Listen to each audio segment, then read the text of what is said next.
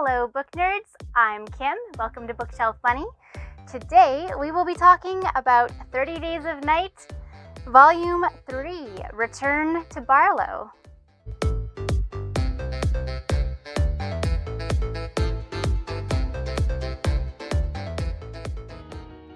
First and foremost, no. Still not a fan of the artwork. Sorry, not sorry. This story takes place about 4 years later after the original attack. We follow a new sheriff who has come to town with his young son, and he is not really a believer. He knows the stories clearly about the attacks that happened, but he's not sure if they're real or not. So he is introduced to the townspeople. There is admittedly a few strange things, but he doesn't become a believer until the first vampire sneaks into town and he sees death and murder and chaos. So, it doesn't take long for him to understand what's about to go down.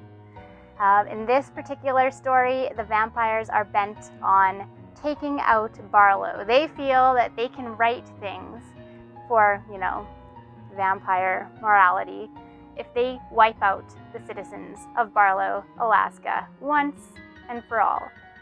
Now, of course, that doesn't exactly go to plan.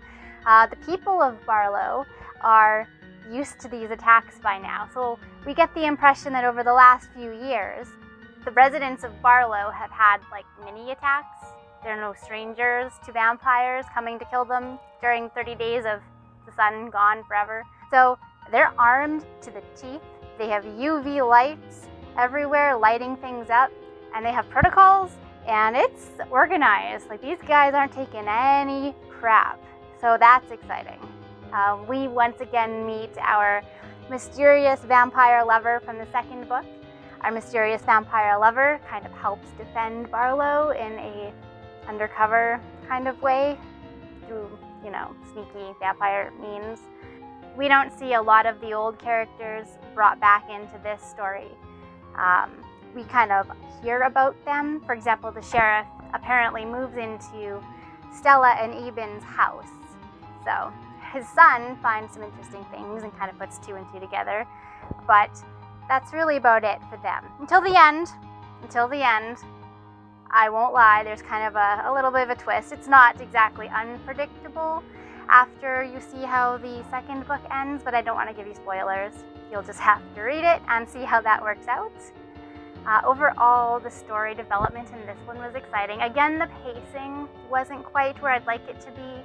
I don't know how many days passed. I don't know if this was one sudden attack that lasted a day. I don't know if this attack lasted several days. The action is great, but it's kind of jumbled together. So the pacing is once again off, kind of taking us back to my problems with the first book. All in all, though, it's okay. I can't tell you it's my favorite. Second book is my favorite. I really enjoyed Stella's character. The sheriff in this one's okay. Really, his only character development is going from a non-believer to, oh, holy crap, vampires are real moment, and I gotta slaughter them all. That's okay. That's really all for this one. That does my review of the first 3 books in this series. Now, it looks like there's a lot more. I only have the first 3 that came in this lovely collector's edition box set that I picked up on a thrift store run one day, a year ago, because I get to books quickly, as you can clearly see. So I don't know if I am going to bother with the next books in the series. I don't know if my interest has been piqued enough for me to make that kind of investment. Maybe, we'll see. Overall, the first 3 books, they're okay. They're not my favorite. Again, I feel like for a vampire story, it could have been done a lot better. The blood and the gore is fabulous. Characters are okay. They start weak, get a little stronger, and then kind of backtrack.